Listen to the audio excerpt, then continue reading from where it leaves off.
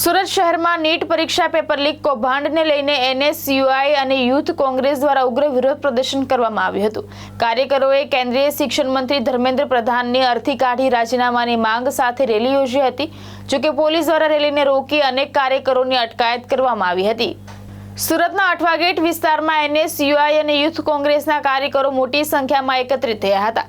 NEET પરીક્ષા paper leak મામલે કેન્દ્ર સરકાર વિરુદ્ધ રોષ વ્યક્ત કરતા કાર્યકરોએ કેન્દ્રીય શિક્ષણ મંત્રી ધર્મેન્દ્ર પ્રધાનની નનામી સાથે વિરોધ રેલી શરૂ કરી હતી। અઠવા ગેટથી કલેક્ટર કચેરી સુધી યોજાયેલી આ રેલી દરમિયાન કાર્યકરોએ ઉગ્ર સૂત્રોચ્ચાર કર્યા હતા અને ધર્મેન્દ્ર પ્રધાનના રાજીનામાની માંગ ઉઠાવી હતી।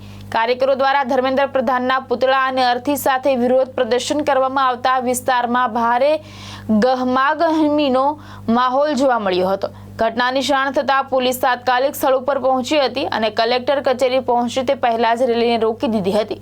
પોલીસે ધર્મેન્દ્ર પ્રધાનના પુતળાને કબજે કરી એનએસયુઆઈ અને યુથ કોંગ્રેસના અનેક કાર્યકરોની અટકાયત કરી હતી।